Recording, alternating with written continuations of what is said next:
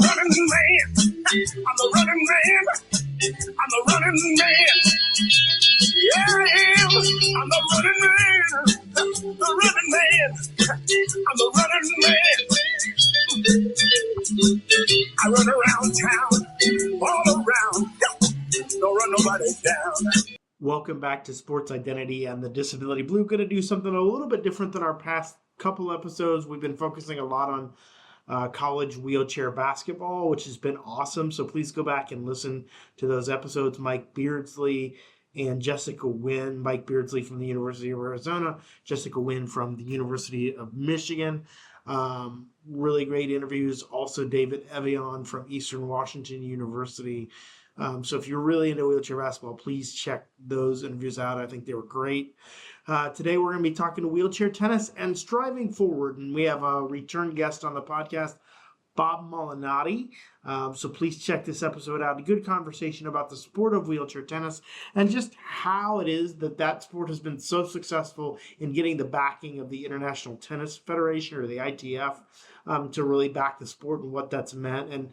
And also like lessons we can take from what they've done and apply it to life, like acting like you belong as a person with a disability, and how you can strive and move forward once you find something that you're passionate about. Really cool conversation. I think you're going to enjoy it. And now to that discussion. What if I told you the most overlooked talent pool in America is also one of the most resilient, skilled, and driven? Winning Abilities is founded on this reality and is here to change the paradigm when it comes to people with disabilities. They're on a mission to unlock potential across all abilities by placing high-performing individuals who have disabilities into top roles in various industries, including technology, finance, marketing, and beyond. But it does not stop there. Through their groundbreaking NIL program, Winning Abilities is empowering adaptive athletes to secure support that further shapes futures on and off the field or court. Because this is more than about jobs or sports. It's about building an ecosystem that creates a lifetime of opportunities for individuals and companies. With its partners, Winning Abilities is bringing new tools to help shape leadership and employment across organizations and helping companies and individuals grow in win-win solutions. So, if you're a hiring leader ready to build a more inclusive team, or someone with talent looking for your next big opportunity, head to winningabilities.com. Ability wins here.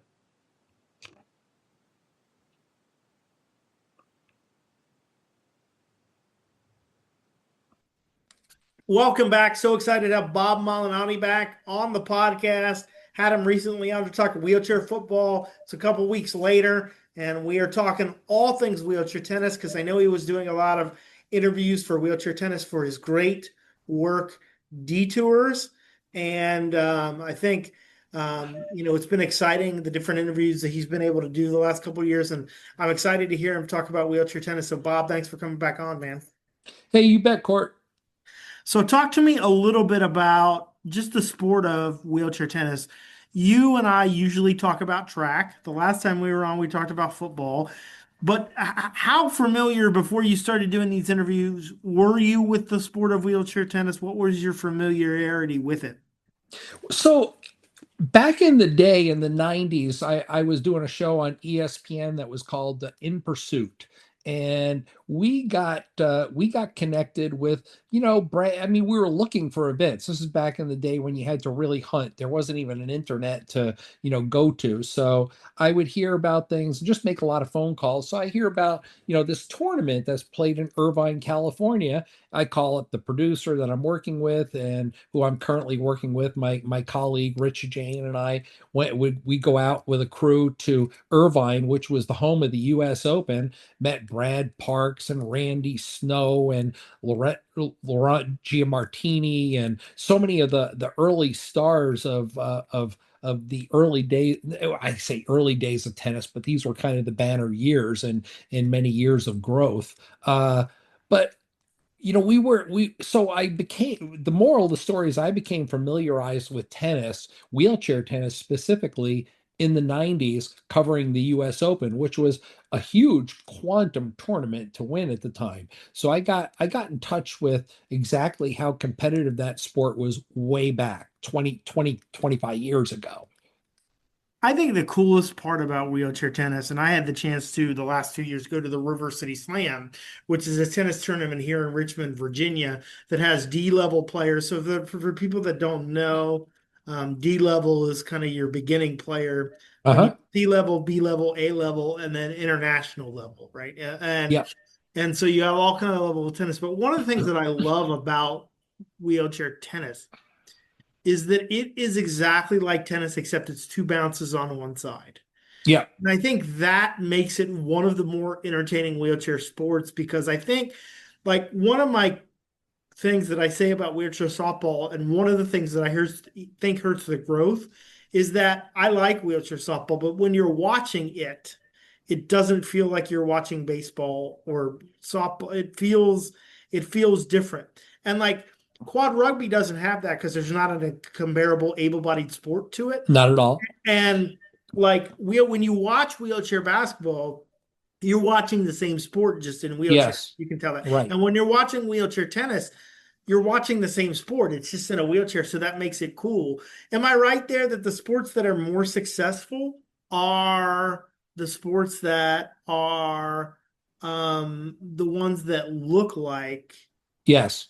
um Undoubtedly, I sport? would say, and I know where you're going with this, and there's definitely that connectivity, and that was one of the things that I heard from a number of people that, we'll get on to some of the people I interviewed just recently, but one of the things they talked about was this was an opportunity for me to be. There was no my neighbor, my relative, my wife, she could play tennis with me. This was something I could do with anyone, and even basketball is not that. There's a connection to basketball for the visual eye, but I went to an event about 2-3 months ago, and there was a Los Angeles Laker who had graciously come down to help support the event, Austin Reeves. And Austin, they finally tormented him enough to get into a chair and go out and play, but he just looked like a big tall dork in a wheelchair. And he couldn't play ball with the adaptive players. But with tennis, your wife, your loved one, your significant other, your child, your neighbor could be across from you on the net, and you're playing tennis, man. Yeah, So it was a absolutely. natural fit. And you can play. They have those they call them rock or roll events where you have an able-bodied person that'll play doubles with a person in a wheelchair. And you can do that in the sport because of the way the sport is, where Mhm. it works in a way that it it really helps the sport, right? I mean, it's just because and the other thing I'll say is, like, look, I love wheelchair basketball. I love quad rugby. I love track and field. I'm not sure there's a sport that takes more chair skills that are befuddling to me than tennis. Yeah, The, no. the skill that it takes to hold the racket, to push the chair, to hit. I'm just when I had the chance to interview, Ben Meeks, is an Australian wheel coach. Connor Stroud was in Mhm. Richmond. I had a chance to interview him a couple of years ago. Like the chair skills of those elite players, it's just unbelievable. It's like nothing I've ever seen, even for sports I love, like wheelchair basketball. I don't think anything is the same.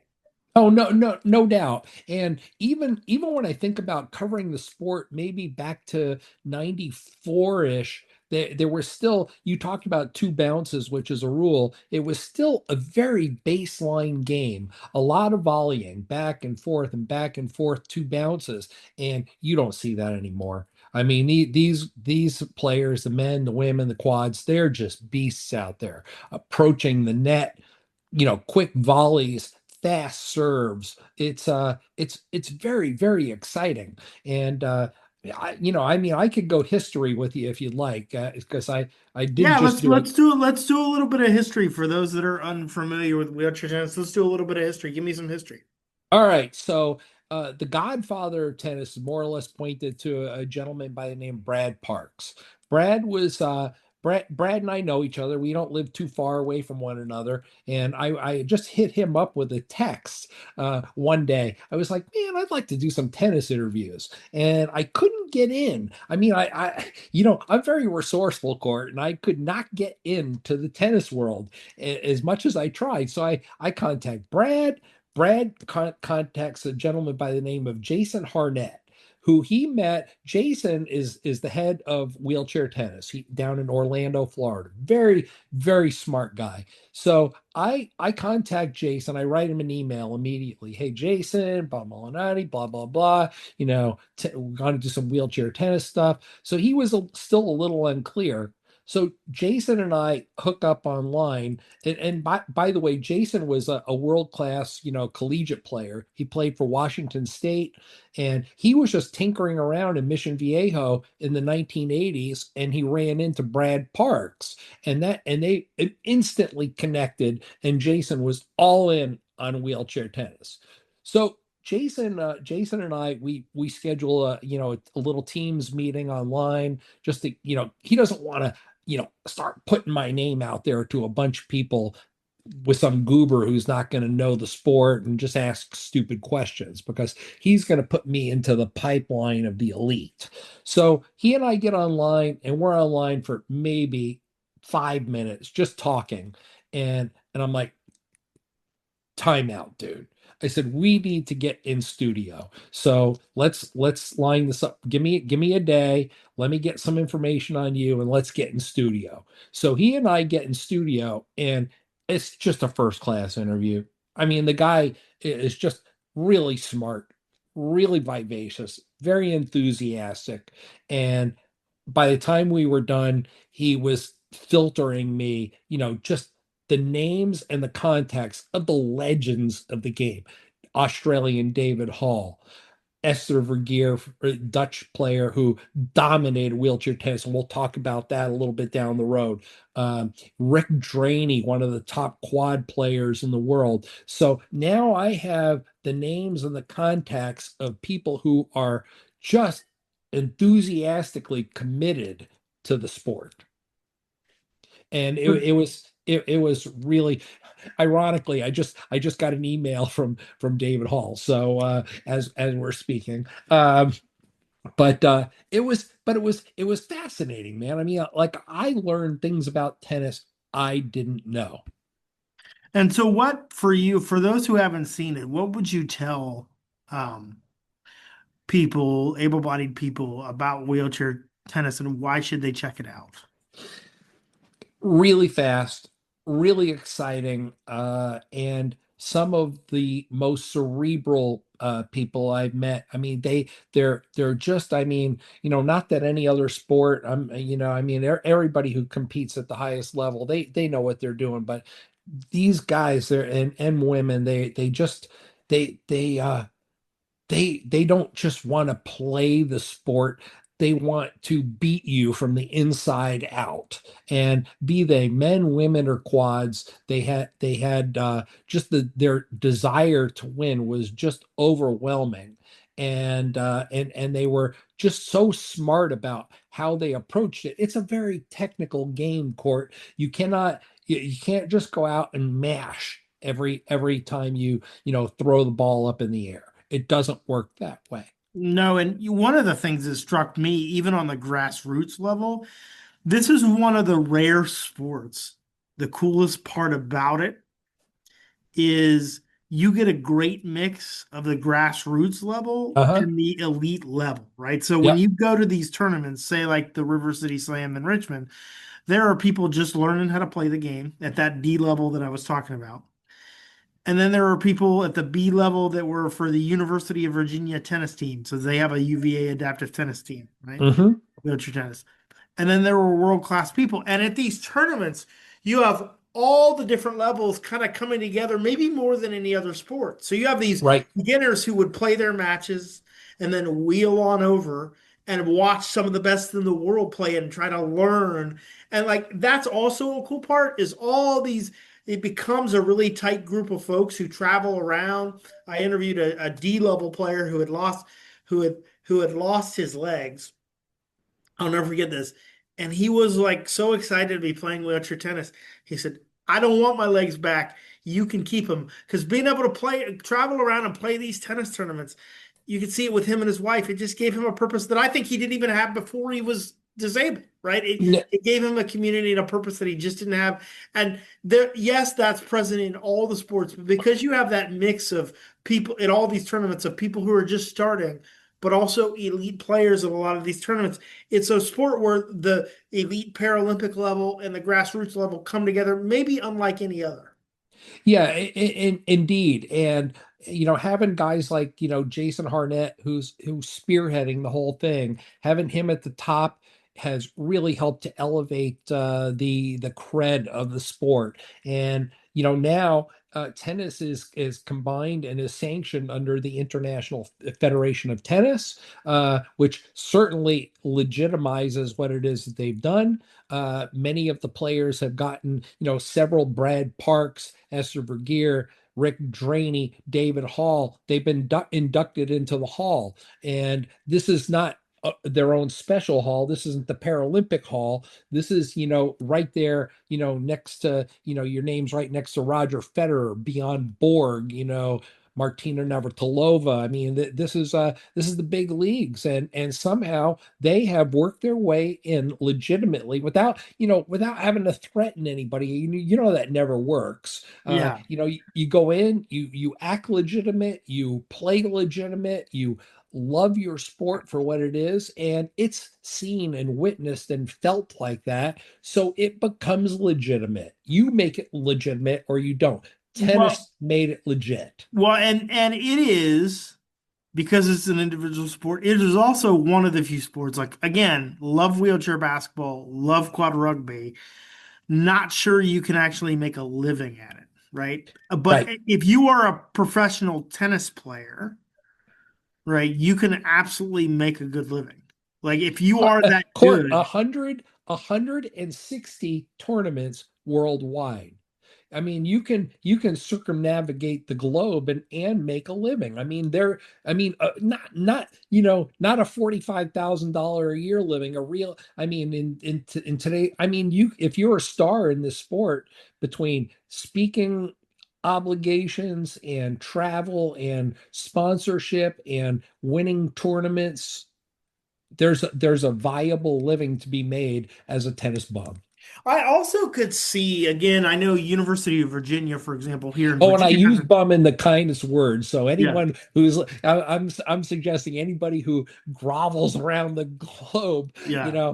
flying from tournament to tournament, hey, God bless you, man. That's a tough job. That's it. There are worse ways to make a living, right? Yes, And again, I indeed. could see a lot of again UVA has a team. They're trying to grow the sport. College. I could see colleges picking it up because it's cheap. If you've Right. got tennis courts Yep. and people can buy tennis rackets and they have their chairs, like Yep. you don't need you. We've talked about this with like track where it's kind of expensive and the chairs are expensive. Like you don't need a lot to Right. start like a wheelchair tennis program because like you just need some people because probably if they're going to play college tennis they're probably already playing it Right. and so you just need tennis courts really and like most college campuses have tennis courts, right? You even beyond that, I mean, when you talk about what do you don't need special clothing, you don't need a fancy racket, you don't even need a tennis wheelchair to go out and try it. Someone says you want to go out and play tennis. Well, most of our daily chairs at this point, you go knock a ball around. I have. It didn't look pretty or anything, don't get me wrong, but before you get into the investment of the maximally cambered finely designed aluminum tennis chairs that cost seven, eight, nine, $10,000, you can go knock a ball around with a wooden racket and a daily chair. So Well, the court is not have to be adapted. The net height is the same. The ball is the same. Go play. well, and here's the other cool part about it, right? We talked about this with races. One of the challenges that racers have, again, I'm talking about the grassroots level because I think that's ultimately how you grow the sport at the next level, is Uh-huh. that like if you are a D level or a C level or a B level tennis player, if Uh-huh. you want during the summer, you can play tennis every weekend, Yep. right? You cannot find a race that will take wheelchair racers necessarily every weekend, or if they will, you've got to jump through 10 hoops to get the race director to for some of these races. Again, some bigger races have a wheelchair division, but a lot Hmm. do not. I mean, I'm saying this as somebody who's run on crutches, like, and like when you are a runner, like convincing the wheelchair, like, I'm not going to die. Please let me in this race. Like, I'm actually in shape. Like, all the hoops you've got to jump through to sometimes register or let them know that you might have special needs. You don't have to do that as much for tennis. And again, because there's this community of not just elite tennis players, but all these other people travel around and they get to know Right. each other. I actually think the basketball community is pretty tight knit, especially Yeah. for the younger division. But I think of the sports, it's felt to me that tennis is the most tight knit of that group. Am I wrong Mhm. there, Bob? Oh no, they're tight. They all know each other. They while they want to beat each other on any given weekend, at the end of the tournament, they're usually pretty friendly. I did hear some pretty funny stories, man. I mean, when we start to talk a little bit about the players and some of the people, it's pretty intriguing how many of them how they got to a certain level, recognized they were at a certain level, and decided to cast themselves more in the direction of mentors and coaches and others. I mean, just hearing their stories, I mean, it was fascinating. I mean, it really was. So tell me about that. You've interviewed some people. What were you interviewing people for? Talk about some of the coolest people you had a chance to talk to. Yeah, I mean, it's amazing. We just posted something on Paul Walker, who was he was an army captain, jumped out of an airplane recreationally, and ended up in a wheelchair much later in life. Usually these idiotic things happen to us when we're much younger. But Paul got into, he was one of those guys. He told me, yeah, I picked up a racket. I realized I could do this with my wife and my family. So he got, he kind of topped out, but he was a very good tennis player and became a coach. So I interviewed many people like, of that particular genre of the sport, but then I got to interview a couple of like outright stars. And I had a very lengthy conversation with Aussie David Hall, who was absolutely one of the guys who changed the game in the 1990s. Recently, just read his book Super Beast, outstanding book, by the way. To give it a plug, and Esther Vergeer, and both of them told me some really, really great stories. You want to hear them? Yes, that's what that's why I have you on. I don't have the story. Uh-huh. So All right, yeah, so but so just tell me what are some of the cool stories? So I probably interviewed David back in the 90s in Irvine, and neither one of us obviously remembered that. Dave was a kid coming up with big aspirations to win the tournament, the big tournaments, and I was still clinging on to racing, going, yeah, this tennis stuff, whatever. And so we didn't go, we did an interview. But anyway, we hook up on, I contact him, we're going back and forth. He's half a world away in a mega time zone away. So we're trying to find a way to connect. And I'm like, dude, how can we make this work so that we're meeting at a given time? So the guy got up at, this is a guy who's a well accomplished player, gets up at 5 in the morning, and we go on together.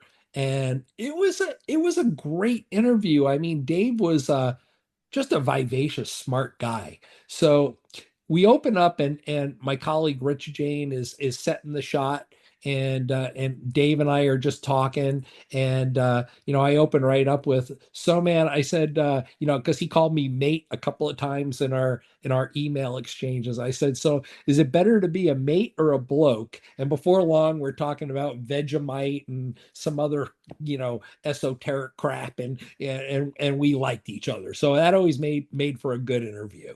So Dave was just man, what a great player. I mean, what a great story. I could sit here and talk about his book, for an hour. But Dave amassed a record of 632 singles wins to 111 losses. Wow. And So he's like if you combined Djokovic, Nadal, and Federer into one player, right? In terms of dominance, yep, he would be it. yeah, yeah, and super well liked. I mean, like I mean, he just I don't know. He just loved the sport. I mean, I could just tell from talking to him that in so many ways that the sport was really the thing that saved him. He wasn't going down a dark alley, but he wasn't really finding his way. He was hitchhiking, got his legs basically amputated from the severity of the circumstances of the accident, and at only 16 years old had to endure 20 plus surgeries where they removed, pieces at a time till they got rid of all the infection, and died 2 times and was brought back to life. Wow. I mean, that is a no wonder his books are called Super Beast. Um, when you think about that journey, when you interview these people, and obviously, it's cool to talk about the wins and losses, but are there any sort of broader themes that emerge, like when you're talking to somebody like that, that you either relate to or that surprise you? Once in a while, I'm surprised. Someone will hit me with something fresh, but I've had so many years in this circumstance. I've been being in a chair for 48 years, and I don't know, Court. I mean, I'm going to go out on a limb and say that over the years, I've interviewed 500 people, and not to length. Some of them were 2-minute clips, quick hits and whatnot. But I've heard the stories, and they're all very similar. And one of the places I connected up so well with Dave, when we were talking, was just the similarity of experiences, and him talking about all the relatives and people coming to the hospital and visiting him, and what it took to move on. And so Dave was already a very decent athlete, and he had met somebody who got him out on the tennis court, and he knew that was it right away. Like there was no going back anymore. I mean, this was Dave wanted to be a tennis player, and that's what he wanted to be. And that same thing happened to me with racing. A guy had a race chair in the back of his car. I had been floundering around, getting my education, but I got to borrow this chair, and I was all in, man. I mean, like there was just I pushed the chair till I bled, and that's what he did with the tennis chair and the racket. So I think going back to your question, is just that what I hear over and over again is just these stories where people have been able to either reconnect with a sport they loved, or found a sport that they loved even after the circumstance occurred, and found it as a great catalyst to move forward in life and with life. Yeah, I think that's the key thing, and we'll post the link to your Detour site where a lot of these great interviews are, where these interviews are. Um, but one of the things that, and this is a thing I think that people who are able-bodied misunderstand, right? It's that they sort of see people with disabilities doing amazing things, and they're like, "Wow, he lost his legs and is a world-class tennis player. I'm inspired by that." But what they don't understand is for people with disabilities, like it's about existence, right? And again, Hmm. they play the sport because it gives them something to exist for, something to live for, something to strive for, Right. something where they can control it, and they feel just amazing. I tell people all the time that often I feel least disabled, which would be counterintuitive, when I'm running on crutches, even though I might be the slowest one in a race, because I'm controlling my body. And whatever level you are, whether it's a David Hall level or an everyday level or a Bob Molinatti level, or just like me, you're mediocre, middle-aged athlete out there, like being able to control your disability, right? And Uh-huh. strive and beat other people is something that like is innate in a lot of people. And I think that's the drive of sports, and particularly tennis where it's one-on-one, right? Like you can't Yeah. blame your teammates, you can't blame anybody. It's me versus you, and we're gonna Hmm. see who's better at the end of this match.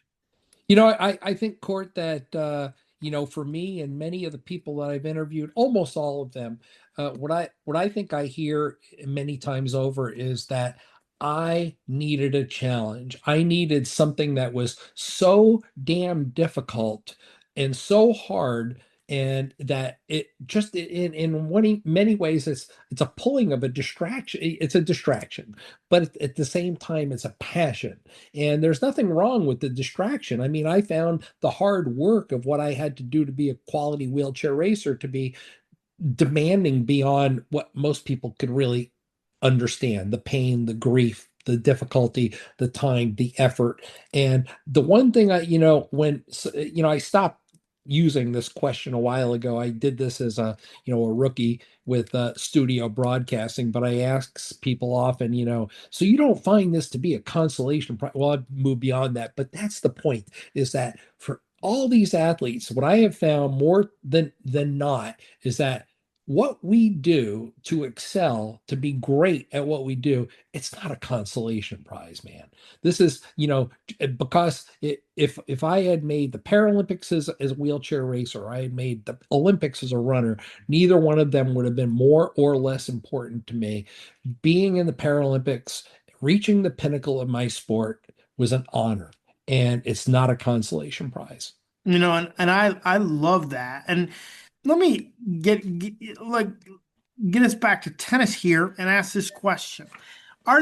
Is there something that the other sports could learn? Like, I feel like tennis has been, because, like, again, if you watch the tennis channel, they will show wheelchair tennis, right? Like, I, Uh-huh. I feel like wheelchair tennis has been able to grow and been more successful in some ways than other sports. Do you think, as somebody who's covered a lot of different leagues and emerging sports, and, and again, our last podcast, we talked about football being on the precipice, and, you know, is there something that other sports could learn from the success of tennis that is replicable, or is tennis so unique in the type of sport that it is that no other sort of adaptive sport can replicate what it's been able to do in terms of, like, being a professional athlete where you can make a good living doing it? Like, is that pie in the sky, or could other sports learn from tennis? Well, I think that tennis has a unique experience in that they have been so embraced by the able-bodied population, the ITF. And so I think that that does work in their favor. But I'll tell you, if I had to, let people know what it is that they had to do to help their sports move forward, even to have the opportunity and the chance, much like tennis did, was act professional, be professional. Don't go out there and, I mean, they're so well put together. They don't use profanity on the court. They dress properly. They articulate themselves properly. They've done all the work within the organization. You can tell that they just want to operate at a cut above. So I think just whenever, I mean, you understand this, Court. We, as the adaptive athlete, we have to be better. That's just the nature of the beast. Try harder, be better. And it's all about how we present ourselves in many cases. And I think by acting like a professional, being a professional, and being real upstanding about how passionate you are within your given sporting world, your place of desire, this matters. Well, That I think that you will can, be that will be seen. and I think that applies, and again, why I love having this podcast is the way in which sports conversations apply to real life conversations for people with disabilities. And that applies. I tell my students all the time, like, for me, I always recognize that I might be the only person that a person meets with crutches in a particular month or day. So, like, I have expectation. I have to be better. I have to show up. I have to be better. And I think that applies to your workplace, to your, I tell this to students all the time. My brothers and sisters didn't crawl up the Capitol steps or stop Mhm, traffic in New York City for you to get out of stuff.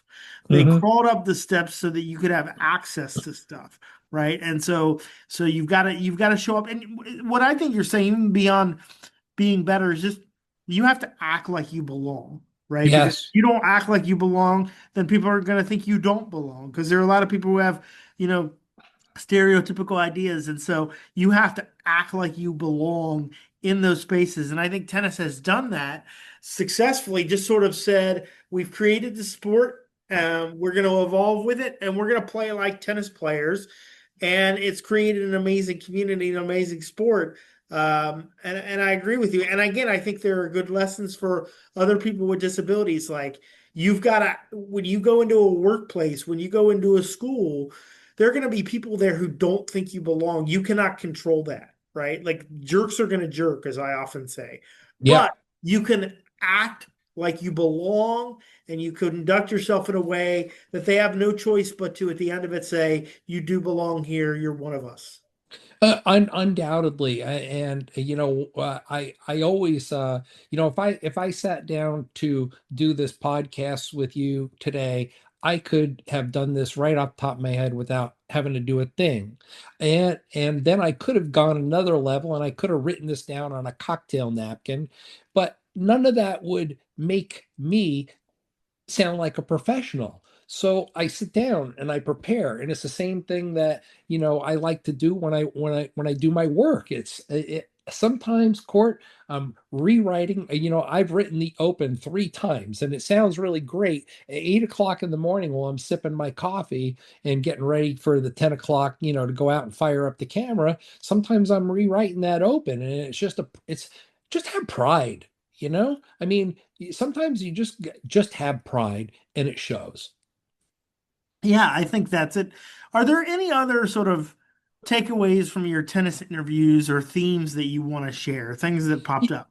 I think it's really important to mention this, and it was another great interview before we do close up on tennis. But I had an opportunity to interview who I believe to be the greatest wheelchair tennis player of all time to date, Esther Vergeer from the Netherlands. Boy, oh boy, talk about just not only a record but just a winning attitude.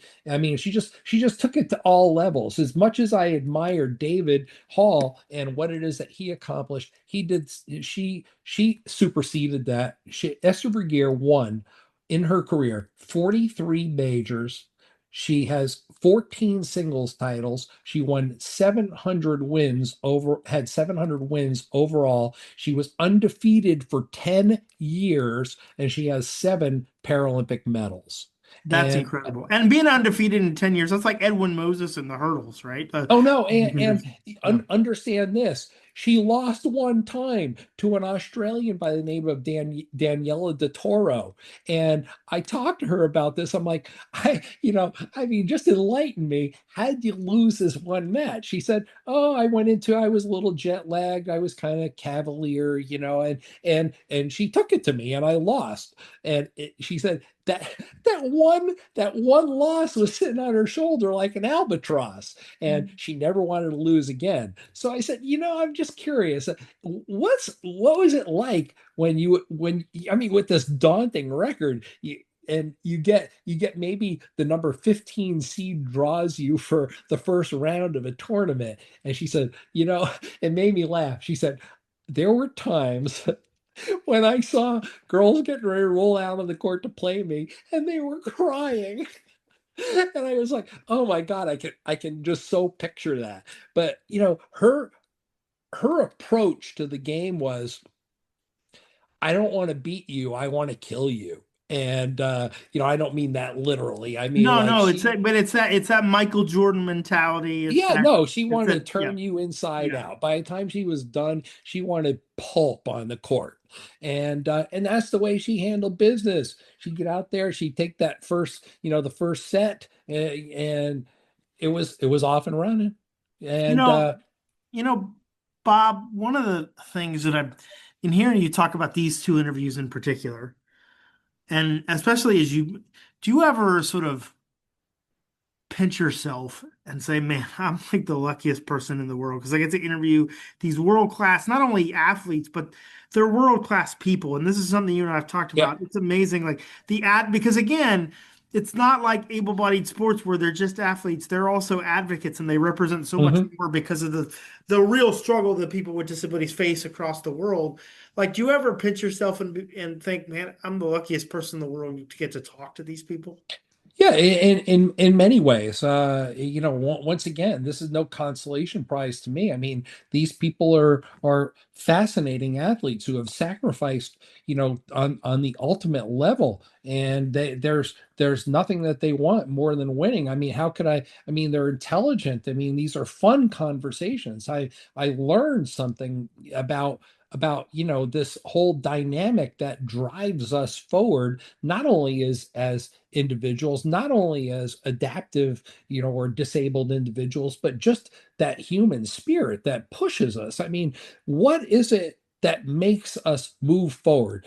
Court, I experienced disability from being 19 and being hurt. So the big question always comes up, when did you know you were adapted? I mean, these are very nice words, but it's when you move forward and you find something that is bigger than that experience, the car accident, the motorcycle accident, the diving accident, when you have moved forward and you have found something bigger, better, and cooler, that's when you have adapted, Yeah, if you need a word. but ultimately what's cool is once you've adapted, and I really found this at 27, and I've shared this. It took me a long time, even though I was born with a disability, to like Uh-huh. fully accept it.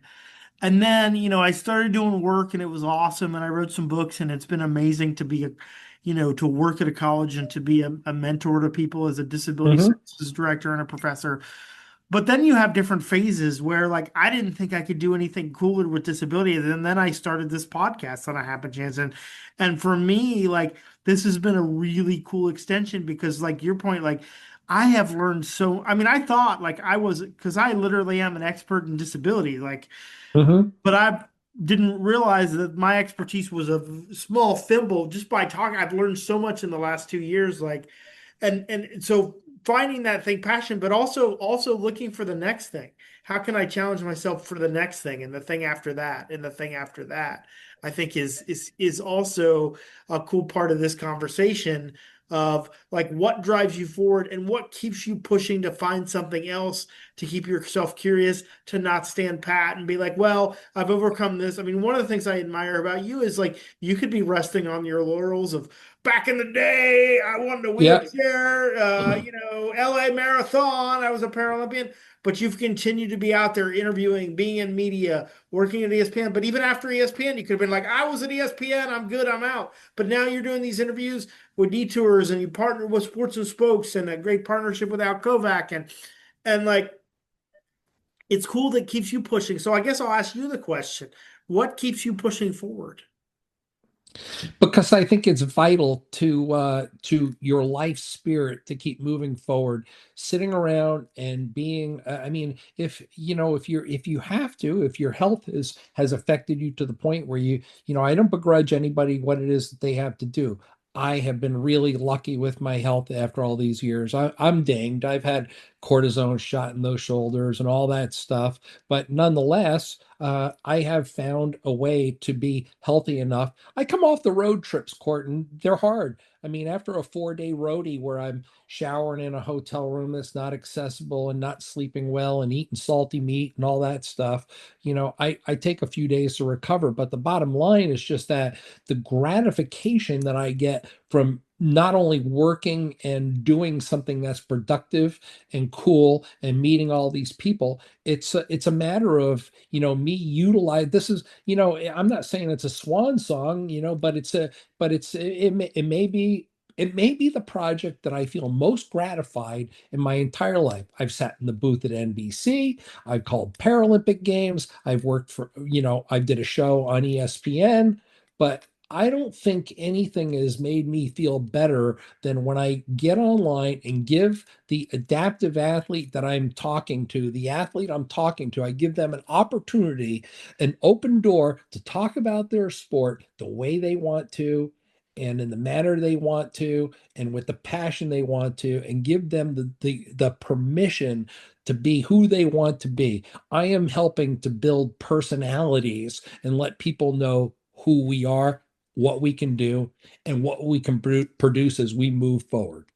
And it's interesting you say that because I think that for me is why this has been, my career has been incredibly gratifying, you know, um, in terms of my professional opportunities and the things that I could never have dreamed at 18, even though I wanted to be a sports broadcaster, that I would have had the opportunity to impact the lives that I have, working at college for people with disabilities. But I'm a narrative scholar, and so I'm a scholar or an academic who really believes in the power of people's stories. Hmm. And so for me, at least as a scholar, this has actually been the most reward because I view it as scholarship, right? Like this Hmm.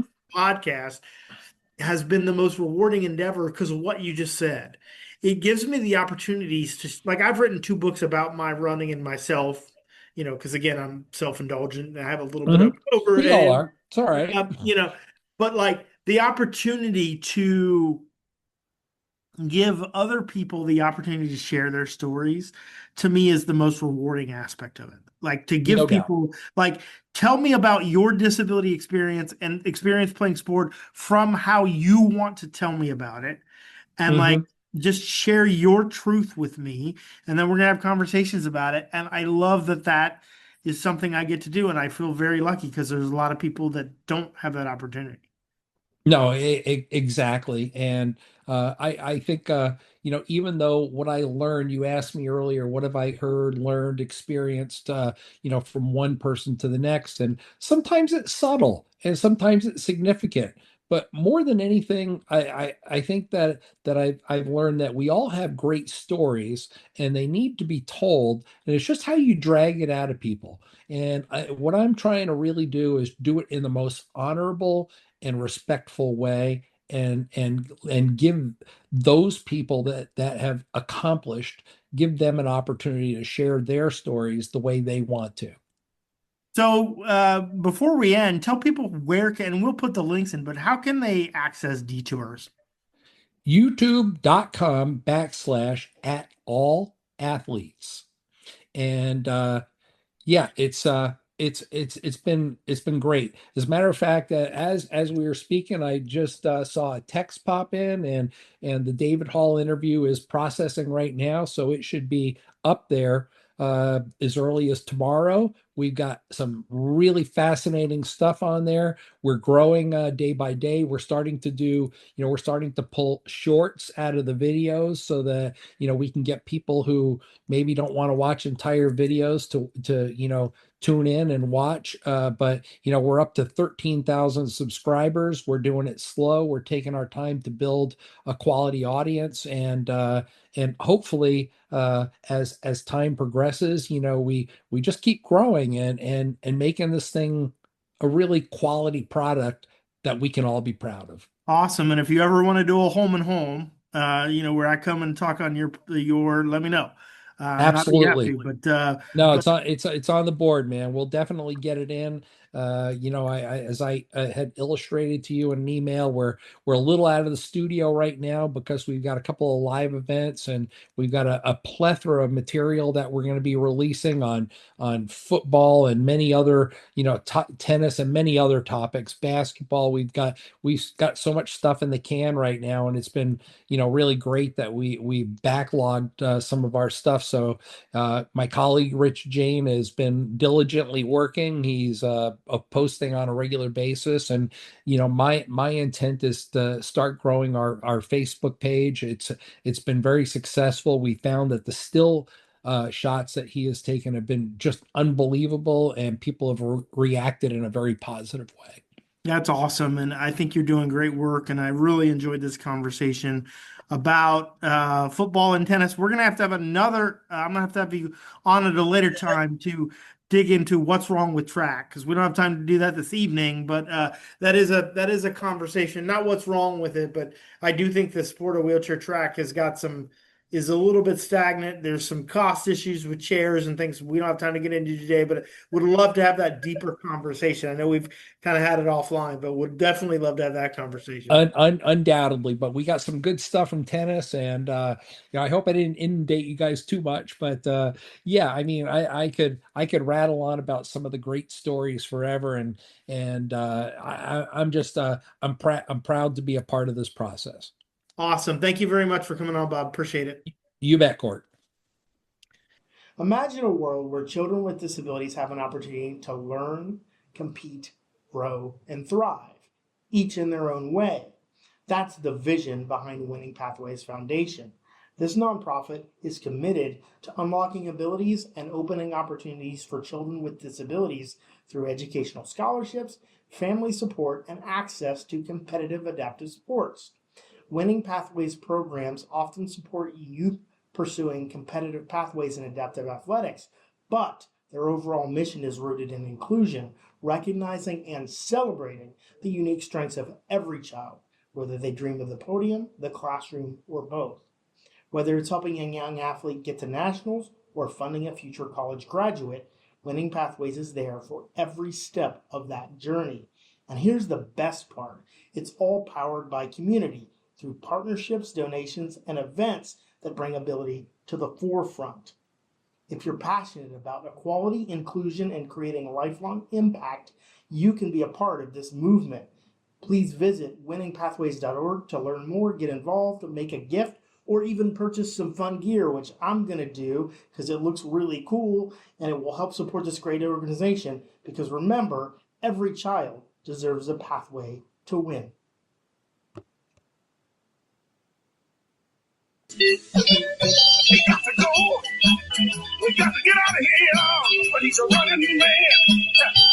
Here's one thing I know. We got to go, y'all. But he is the running man. He runs around town, all around. Don't run nobody down. Ooh, Phil, check us out, son. The running man.